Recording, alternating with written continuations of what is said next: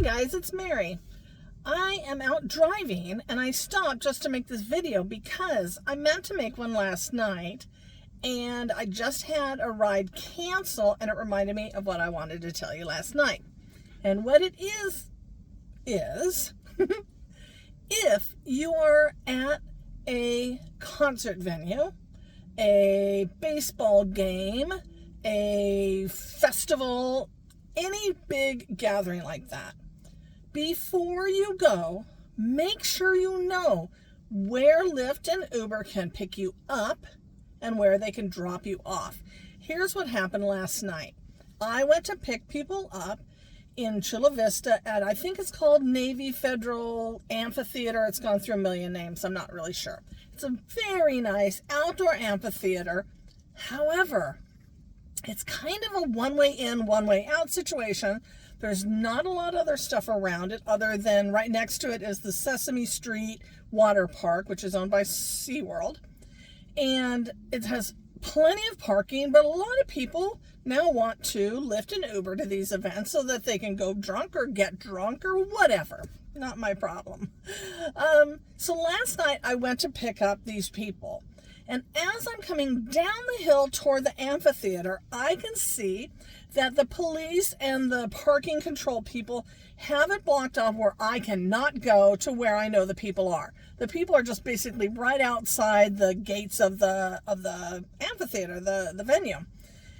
They're making everyone walk down the hill and then back up a hill or turn left and go down that street and pick up your Lyft or Uber there. So as soon as I see this, I call my customer and I tell them, come down the hill. They're not going to let you. I'm going to make a left-hand turn, a left to them, a right to me.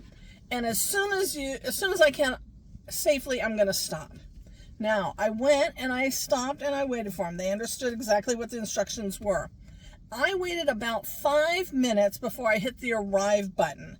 Because when I hit the arrive button, you only have 5 minutes to get in my car or I can leave. I don't like to leave. That's not my plan ever. I want you to get in the car. I've communicated with these people, so I know they're going to get in my car. However, I hit the arrive because I do get paid to wait, and I don't necessarily get paid to wait if you don't ever get into the car. If I'm sitting there, long story short, I knew I was going to sit longer than the 5 minutes, and I wanted them to have the time to get to me. But I also wanted to kind of get compensated for that also. Come to find out, side note, they didn't tip me at all. I made lots of good communication, got them down to me. I waited about 15 minutes instead of 5. Anyway, that's another frustration.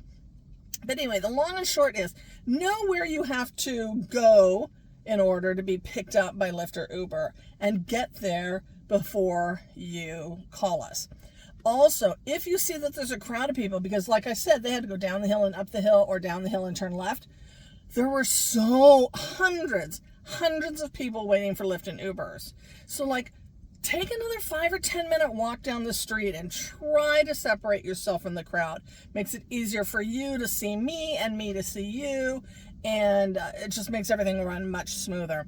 Also, if you look ahead of time, then you know to wear walking shoes. Because they literally made these people walk a good half mile to a mile out of the venue down to the street to get into the cars. Now, that might not always be the case for this venue, but it is for now. And once around that venue gets built up more with residential houses, because that's the kind of neighborhood it's in, it's going to be even worse. So be prepared, no matter where you're going, to know what your options are for getting dropped off and picked up for Lyft. It'll make your night so much nicer. Thanks for listening or watching and all that fun stuff. Like, subscribe. We really enjoy making these videos for you guys. We hope they help you guys a lot. Take care. Bye.